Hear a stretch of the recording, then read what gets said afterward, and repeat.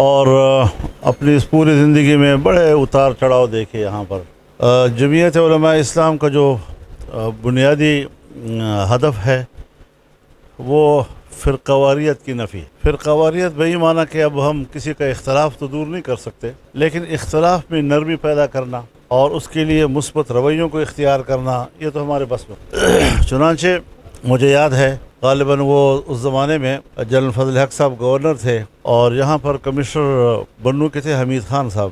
تو یہاں کوئی 4 سالوں سے مسلسل جو ان کا محرم کا جلوس تھا شیعہ حضرات کا، تو وہ نہیں گزر سکا تھا اور بڑے فسادات ہوئے، پولیس کے مقابلے میں کافی لوگ جاں بحق ہوئے۔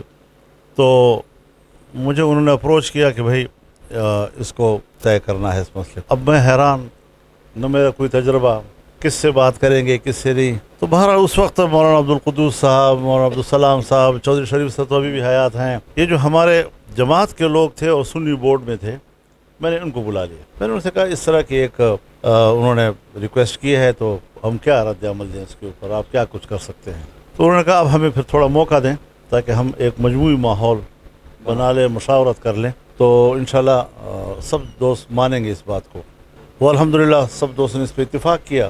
پھر دوسرے فریق کے ساتھ بات ہوئی حضرت، اس میں ہم ایک نتیجے پر پہنچے اور روٹ طے ہو گیا، روٹ کی ٹائمنگ طے ہو گئی، اتنے بجے پر اس بازار سے گزرنا ہے، اتنے بجے چوگلے سے گزرنا ہے، اتنے بجے وہاں کوٹلی امام پہنچنا ہے۔ آج تک الحمدللہ خلاف ورزی نہیں ہوئی، آج تک نہیں ہوئی الحمدللہ۔ مجھے میرے رپورٹ میں کوئی ایسا سال نہیں ہے کہ اس وجہ سے کوئی تنازع ہوا۔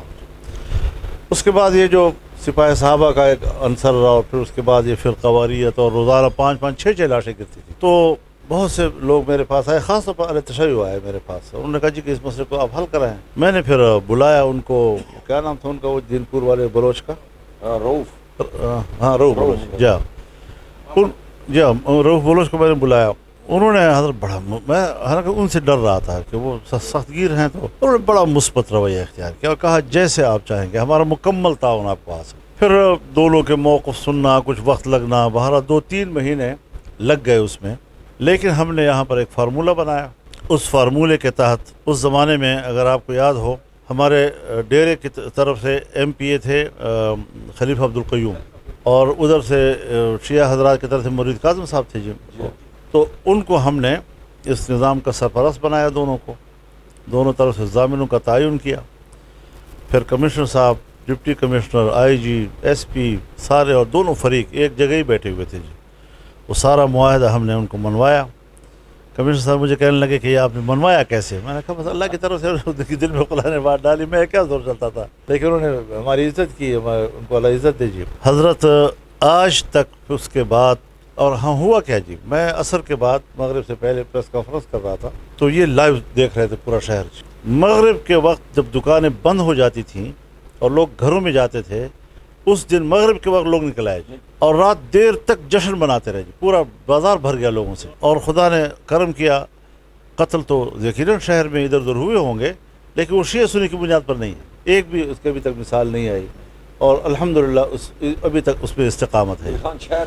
تو خدا کا فضل ہے جی، اس شہر کو ہم نے ہمیشہ اپنا گھر سمجھا ہے، اور ابھی بھی ضرورت ہے کہ یہ امن کا گہوارہ بنے۔ میرے رپورٹ میں تو کوئی ایسی بات نہیں ہے، معروضی طور پر کبھی کبھی کوئی ایشو کھڑا ہو جاتا ہے جو فساد کا سبب بنتا ہے، تو ایسا کوئی فی الحال بظاہر مجھے کوئی ایسا معروضی ایشو نظر نہیں آ رہا، اور گزر جائے گا انشاءاللہ، خیریت سے گزرے گا جی۔ اور باقی دعا ہمیں کرنی چاہیے۔ یہاں ایک کمشنر صاحب تھے محمود خان سوات کی، تو میں ان کے دفتر میں گیا، اس زمانے میں میں جاتا تھا دفتروں میں، تو میرے ساتھ بیٹھے اور کہا کہ آج میں نے آپ سے ایک ریکویسٹ کرنی ہے۔ میں نے کہا جی فرمائیں۔ کہتے جی محرم آ رہا ہے اور آپ نے تعاون کر۔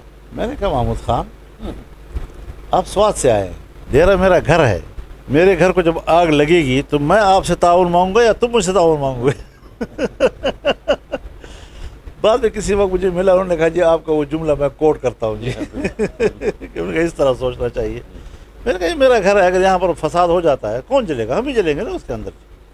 تو میں نے آپ سے درخواست کرنی ہے کہ جی ذرا مہربانی کریں، کوشش کریں کہ خیریت ہو جائے۔ تو انشاءاللہ اس کے لیے ہماری مشترکہ کوششیں ہونی چاہیے، مل جل کر ہمیں سوچنا چاہیے. ہمارا شہر ہے، ہمارے بچوں کا مستقبل ہے، اور جتنا ایک خوبصورت مستقبل ہم لوگوں کو دے سکے. اس وقت مسئلہ امن کا یہ شیعہ سنی ہے فرقہ واریت کے حوالے سے نہیں ہے جی. اس وقت اگر مسئلہ ہے تو یہ جو دوسرا ایک طالبان کا معاملہ یا جو بھی ان کا عنوان ہے، اب اس کے خلاف سوچنا یہ ہے جی کہ یہ تو کوئی لوکل ایشو بھی نہیں ہے، یہ ہے انٹرنیشنل ایشو. انٹرنیشنل ایشو پر کوئی مذہبی آدمی اگر اٹھتا ہے، بندوق اٹھاتا ہے، تو پھر تو یہ دہشت گرد ہوا. اس کے خلاف تو اسٹیٹ کو اٹھنا چاہیے. لیکن مجھے کہنی نہیں چاہیے، ابھی تو اس ملک کے امن سے سروکار ہے. اگر یہاں پر آج ایک عنصر اٹھتا ہے اور وہ کہتا ہے میں علیحدگی پسند ہوں، مجھے الگ وطن چاہیے. اب یہ اقتدار چاہتے ہیں، یہ کہتے ہیں کہ تم جو کرسی پہ بیٹھے ہو یہاں میں بیٹھوں گا، تم غلط بیٹھے ہوئے ہو، چاہے بندوق کے زور سے. لیکن وہ اگر کوئی بندوق کے زور سے اٹھے گا اور کہے گا کہ میں تو علیحدگی ملک سے نکلنا چاہتا ہوں، توڑنا چاہتا ہوں ملک کو، وہ بہت خطرناک جنگ ہے. لیکن وہ ہمارا انٹرنل مسئلہ ہے. اس کے لیے اسٹیٹ حرکت میں نہیں آئے گی، اس کی پرووینشل گورنمنٹ حرکت میں آئے گی، اور یہاں پر پورا اسٹیٹ حرکت میں آئے گا.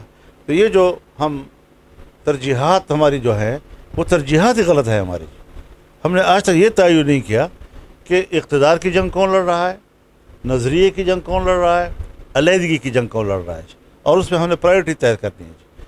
تو یقیناً جہاں تک ہمارا تعلق ہے، اگر میری پارٹی پارلیمان میں ہے، ہم الیکشن لڑتے ہیں، تو ایک جمہوری رویہ ہے. ہمارے پاس ادارے ہیں، ہمیں جدوجہد کرنی چاہیے، محنت کرنی چاہیے، اور سیاسی طور پر ہمیں اوپر کی طرف جانا چاہیے، سفر کرنا چاہیے. تو ہم تو اسی راستے کے لوگ ہیں، اور اسی وجہ سے ہم زیر عتاب بھی ہیں کہ جی یہ جو صورتحال بن رہی ہے یہ ٹھیک نہیں بن رہی. اور اس پر ہم اپنے اسٹیٹ کے ساتھ کمیٹڈ ہیں. ہم نے حلف اٹھائے ہیں پارلیمنٹ کے اندر، بار بار حلف اٹھائے ہیں، اسی آئین کے حلف اٹھائے ہیں. ہم اپنے حلف پر قائم ہیں، اور جس آئین کا میں نے حلف اٹھایا ہے، اس آئین کا جہاں یہ تقاضا ہے کہ اپنے مطالبے کے لیے بندوق اٹھانا ٹھیک نہیں ہے، یہ خلاف آئین ہے، یہ خلاف قانون ہے. اسی طرح اگر ایک ادارہ اپنے دائرۂ کار کے حدود سے تجاوز کرتا ہے، یا میں تجاوز کرتا ہوں اور فوجی وردی پہنتا ہوں، یا فوج تجاوز کرتی ہے، سیاستدان بنتا ہے، تو اس روش کی بھی ہم نے مخالفت کی ہے، اور اس کی بھی ہم سزا پا رہے ہیں. تو ہم تو دونوں طرف سے مارے جا رہے ہیں نا.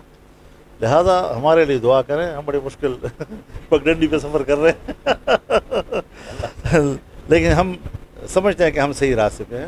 ہم نے صحیح موقف لیا ہوا ہے. ہم نے کسی کے ساتھ دشمنی نہیں کی، ہم نے وطن کے ساتھ وفاداری کی، اور اسی روش کی بنیاد پر ہمیں آگے بڑھنا ہے.